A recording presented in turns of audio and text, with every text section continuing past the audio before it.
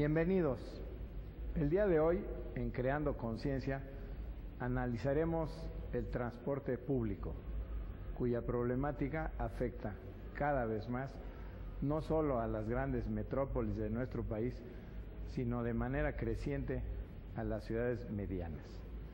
La excesiva centralización nacional y el rápido y caótico crecimiento de la zona metropolitana del Valle de México, debido a la alta migración y la ineptitud gubernamental, incapaz de planificar el desarrollo y satisfacer adecuadamente los requerimientos de vivienda, servicios y transporte, llevaron a la Ciudad de México a ser considerada por las Naciones Unidas en 1992 como la metrópoli más contaminada del planeta. Los altos niveles de ozono fueron señalados por las autoridades sanitarias como los causantes de 1,000 muertes y 35,000 hospitalizaciones, lo que obligó a los gobiernos a tomar medidas para tratar de frenar este importante problema. A partir de entonces, las autoridades de la Ciudad de México intentaron instrumentar una serie de acciones, entre ellas el programa Hoy No Circula, la verificación de automóviles y el de la chatarrización. Si bien es cierto que la eficacia en la aplicación de esos programas ha sido cuestionada, en parte debido a la corrupción que se suscitó para evadir su cumplimiento, se han alcanzado ciertos logros, como la disminución de los niveles de plomo, monóxido de carbono y otros contaminantes.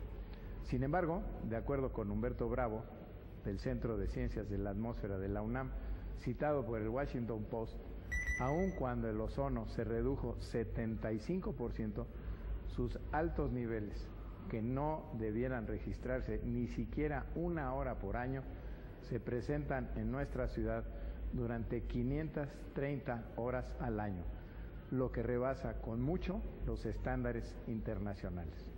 Ello se explica en parte por el desmesurado crecimiento del parque vehicular, que alcanza ya los 4.2 millones de automotores y que, de acuerdo con el Programa de Calidad del Aire 2002-2010, requiere de más de 4.5 millones de litros de diésel, 18 millones de litros de gasolina y 700,000 litros de gas licuado de petróleo diariamente.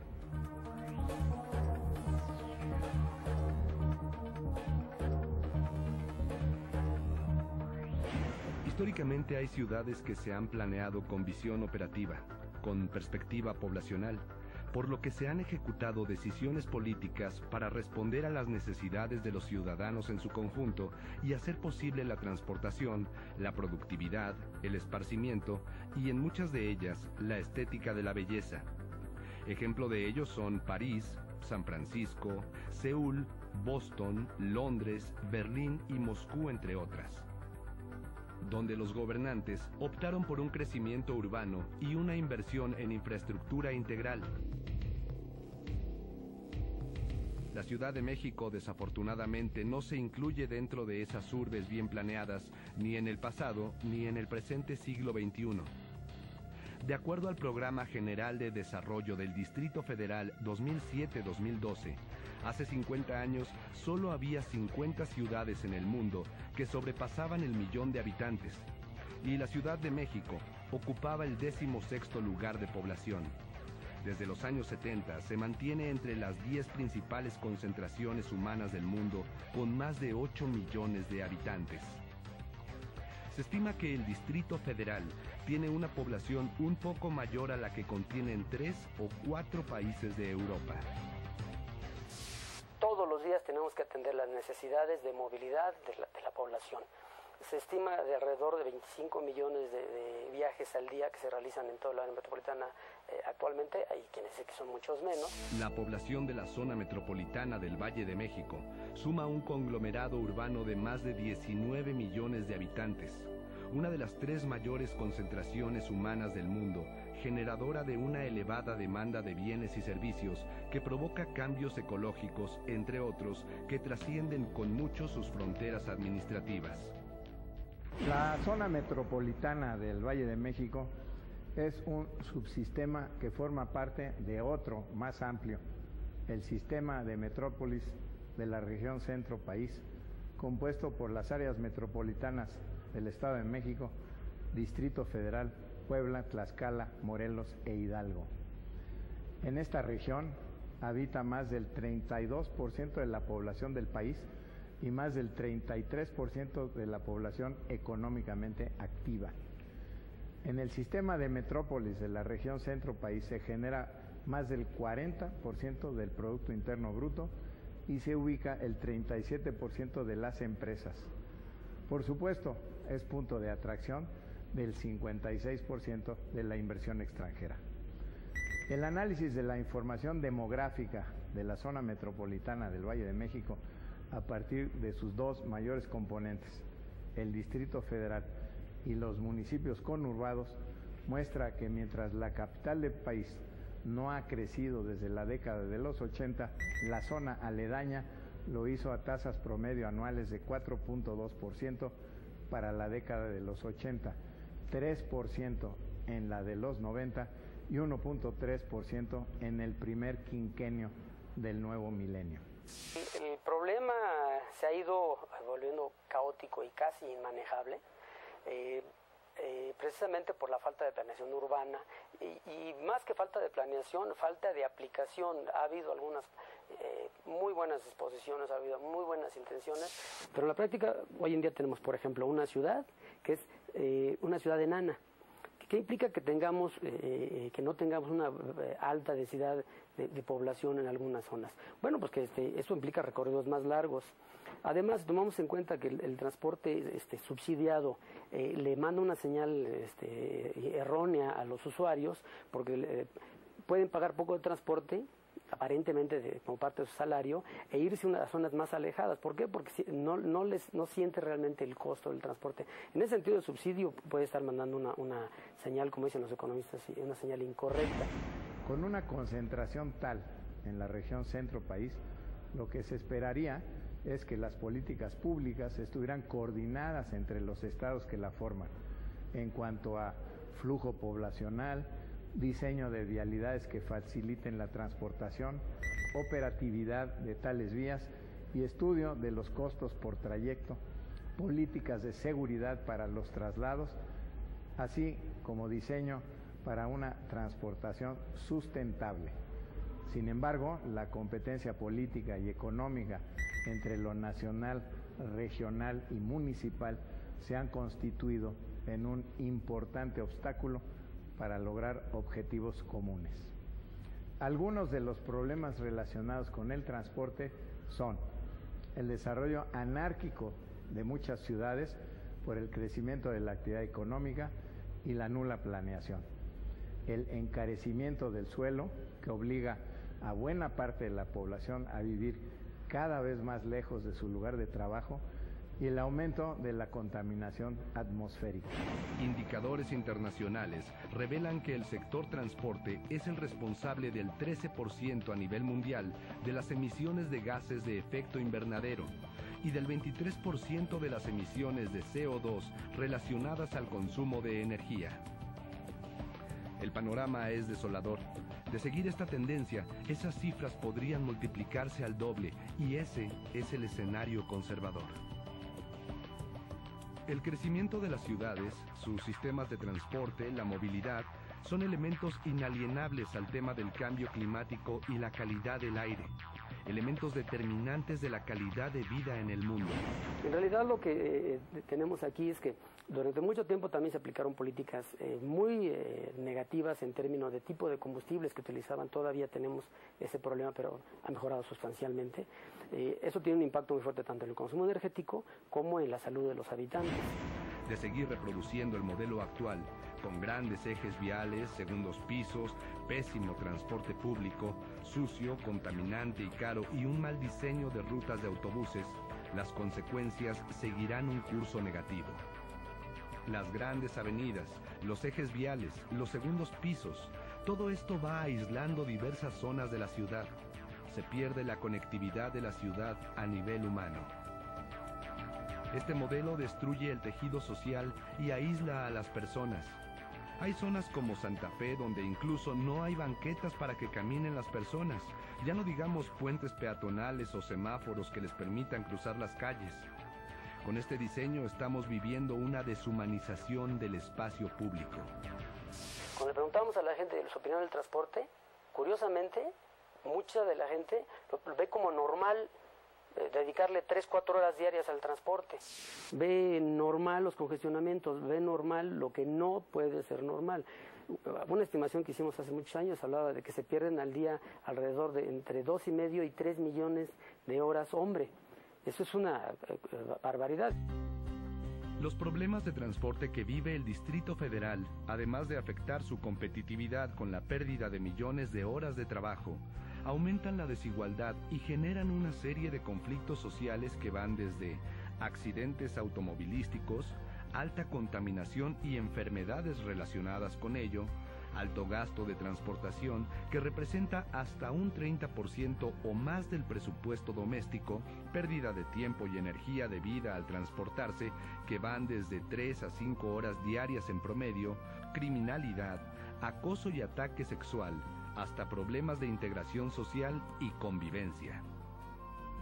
Otro problema es la infraestructura deficiente y en un desperdicio de espacio urbano debido al creciente aumento del transporte privado, el cual pasa más del 70% del tiempo estacionado. Esto significa que, en términos de la funcionalidad urbana, transportar a una persona en automóvil consume 50 veces más espacio que en el transporte público. Si los 3 principales contaminantes atmosféricos, óxido de carbono, partículas en suspensión y plomo, se redujeran a niveles más saludables, podrían prevenirse 4,000 muertes al año en nuestro país. De no aplicar un cambio de políticas que aporten soluciones integrales para el transporte, la problemática irá en aumento como consecuencia lógica del crecimiento poblacional, la expansión de la mancha urbana y la saturación creciente de la red vial.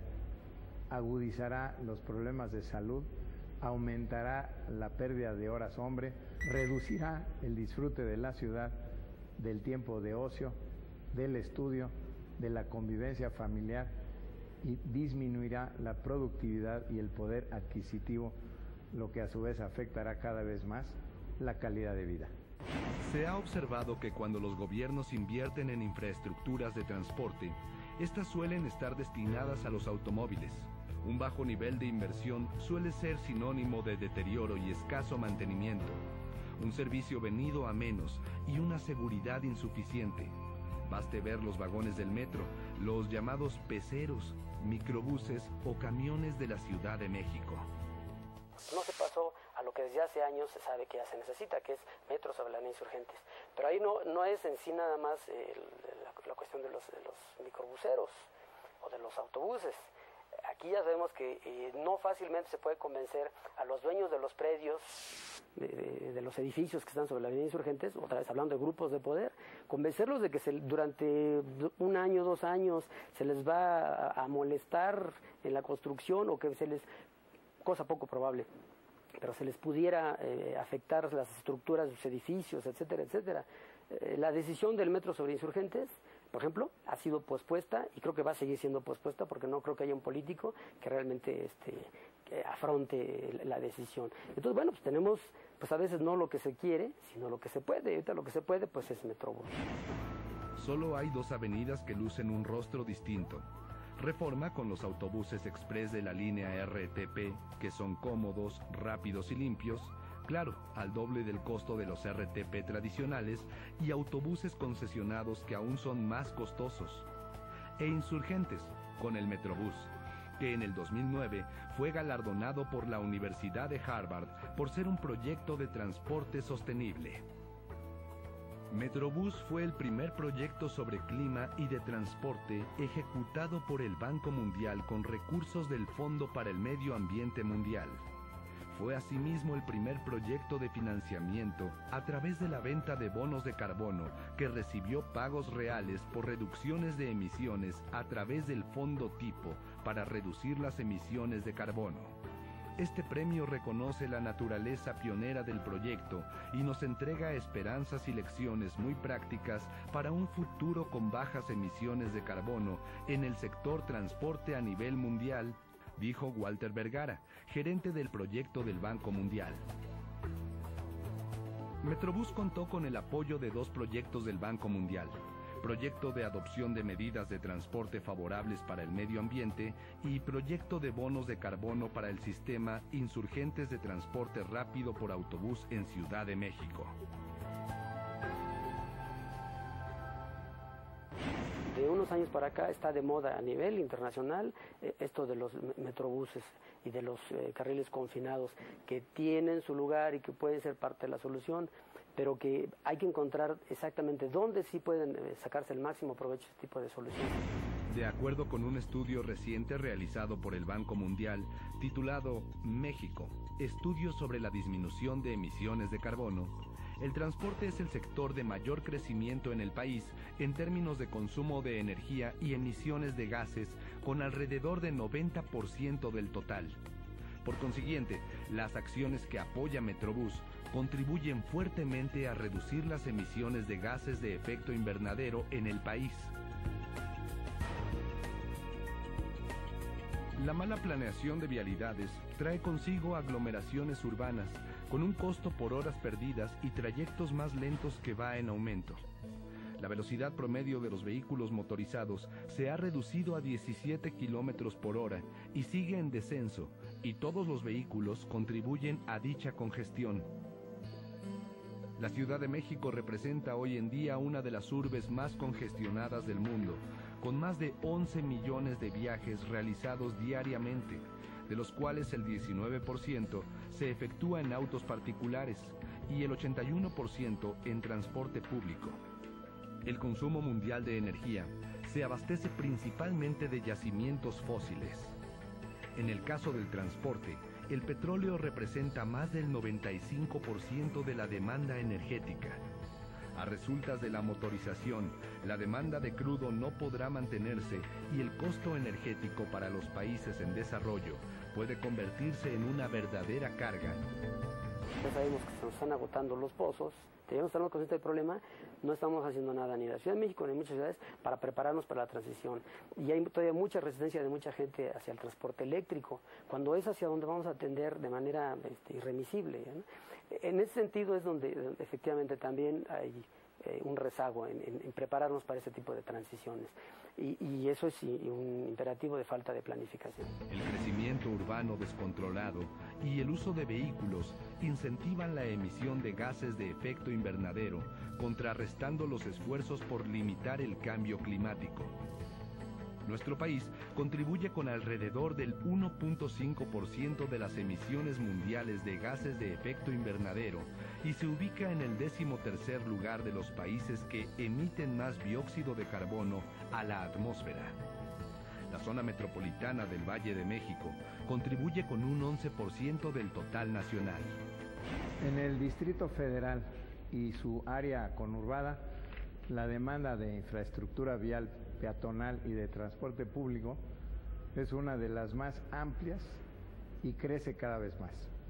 La red vial resulta insuficiente, se carece de sistemas modernos de control de tráfico para ordenar la circulación de más de 4.2 millones de vehículos y el reglamento de tránsito rara vez se cumple por parte de los automovilistas, transportistas, taxistas, ciclistas, concesionarios y transeúntes, sin olvidar a la propia autoridad que está siempre ausente. Ningún área metropolitana puede funcionar eficazmente sin transporte público. Esta es la piedra angular de la movilidad urbana sustentable, en la que el transporte individual solo debe ser complementario. En nuestro país esto es a la inversa.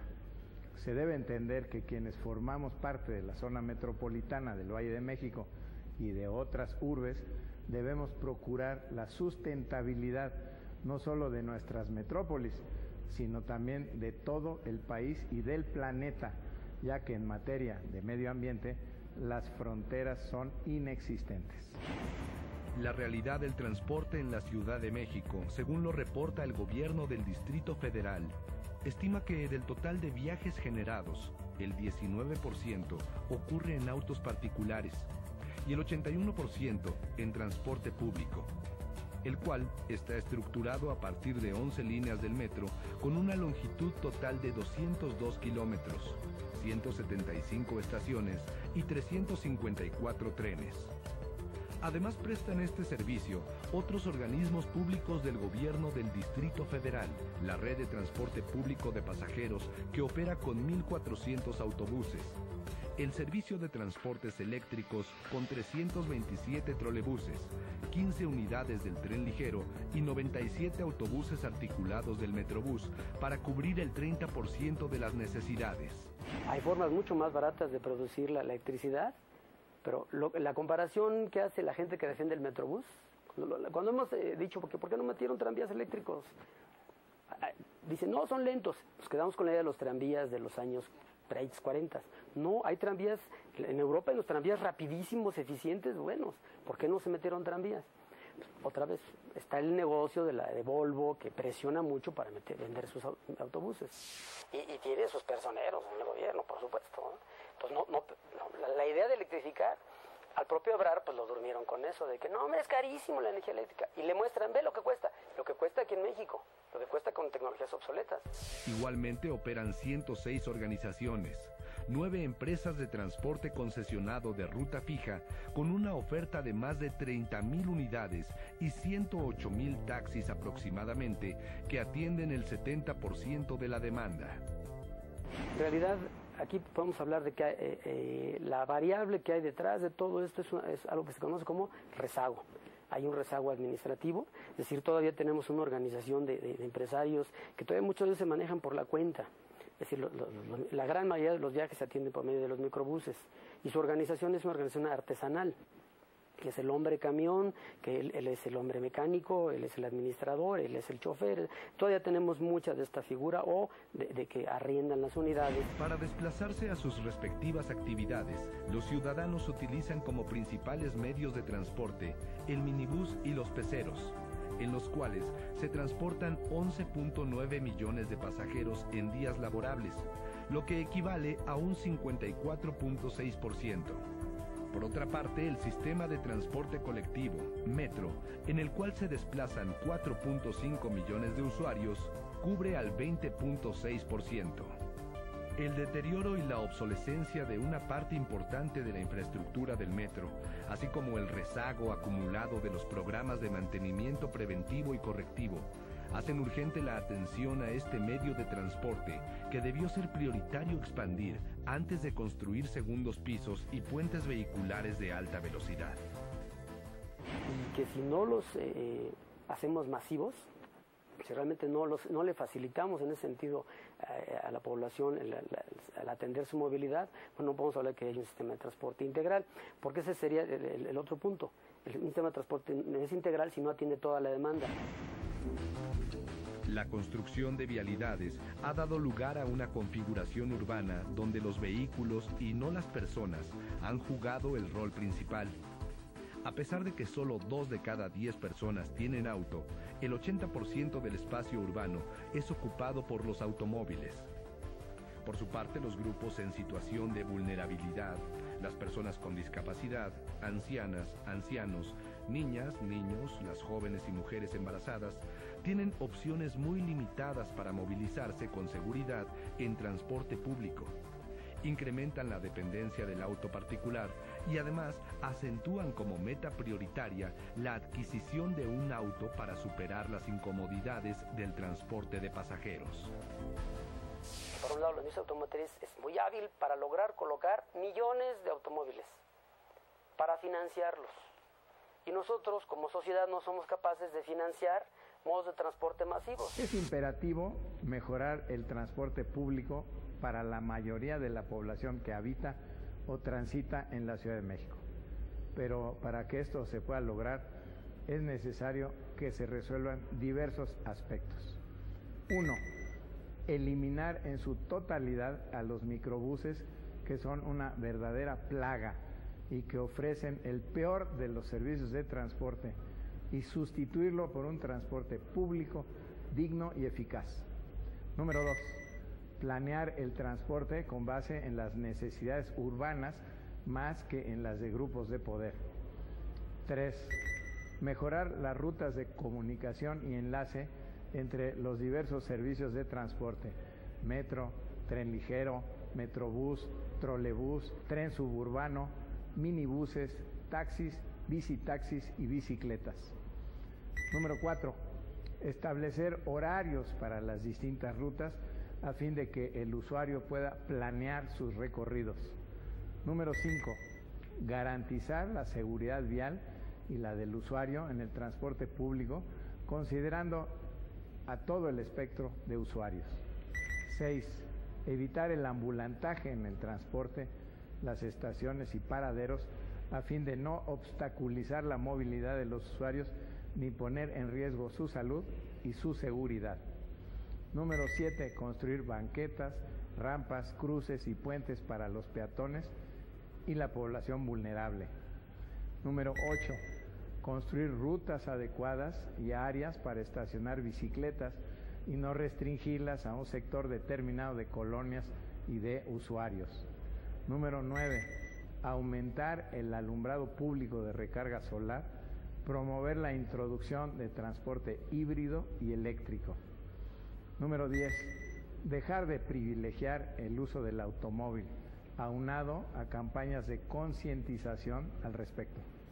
Como ciudadanos debemos participar y exigir a las autoridades no un subsidio al transporte con el que se ha pretendido escamotearnos la calidad y eficiencia del mismo, sino un servicio de transporte seguro, puntual, limpio y bien planificado que nos permita ser más productivos y con ello garantizar mejores estándares de vida. Los espero la próxima semana en un programa más de Creando Conciencia.